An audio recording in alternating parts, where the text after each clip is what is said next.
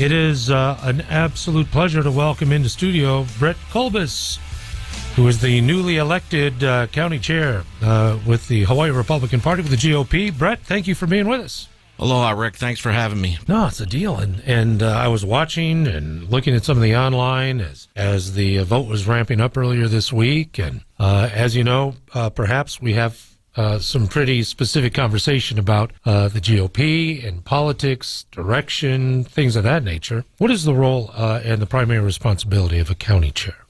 County chair role is to organize the districts and precincts, lay the groundwork, get them active in their communities, get the Republicans energized so that when a candidate decides to run, that groundwork is already there.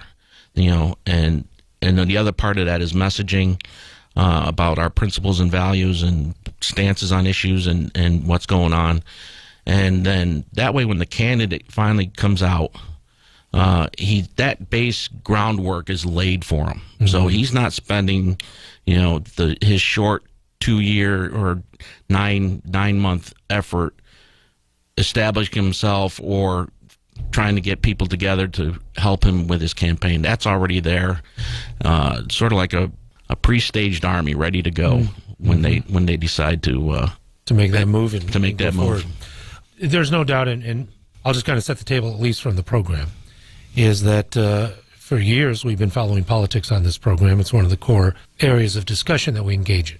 The GOP has, through the years, had a bit of a roller coaster. I remember coming in 1994, first year that Orson Swindle ran for political office. There was a presence in the State House and Senate. It peaked with Donna Alcantara a few years later, with 20 members in the House of Representatives after Leahu Isa changed parties. If I remember correctly, I believe it was 7 senators. I might be off by 1. But over the years, we've also seen a diminishment of Republican presence in our legislative system, whether it's at the city council level, which is nonpartisan, but we all know associations there. And we're at the point now, Brett, as you know, we are now down to 5 representatives in the House with 0 in the Senate out of 76 total seats. The recent defection of Beth Fukumoto, previous to that, Aaron Lee Johansson and others. So if you would, that's our assessment of where we are and the reality of, but what's your assessment of the party, of the GOP here in the state of Hawaii, and why you're so passionate to the point where you're willing to serve in a position where there's a great deal of responsibility?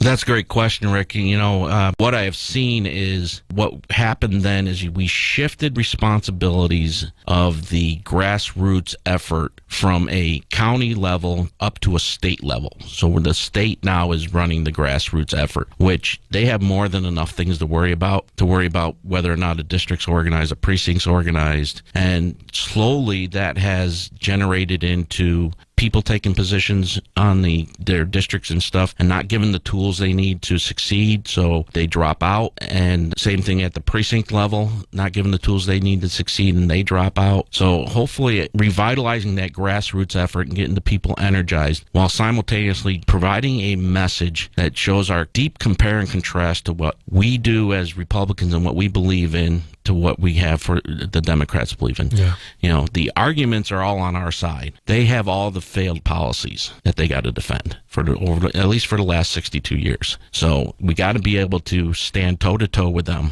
and not be afraid to espouse our beliefs and our values and our principles and how our solutions would be better for the state. What is the effect of President Trump on local GOP positions in politics?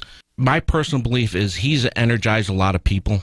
And it's up to us as party leaders to capture that energy and transfer it into winning elections. That energy that he brought to the campaign and the whole being, quote unquote, the outsider, the non-politician, and his straight talking has really energized a lot of people. And then we just need to capture that and take it forward to 2018. Talking with Brett Kulbis, who is the newly elected county chair of the GOP here in City and County of Honolulu. We're delighted you're with us here. And clearly, I mean, whenever you talk about politics, especially partisan politics, You're going to get a little bit of everything, Brett. Yes, we are. I can only hope that the people would rather turn their attention to what's happening here locally than so much of what's happening nationally. What is the relationship going to be with the party leadership at the state level when you work as a county chair? Well, I feel that I can work with anybody. I know we're going to have difference of opinions, but hopefully I will get the same support that every other county chair got when they were in this position, and there will be no animosity between me and the state.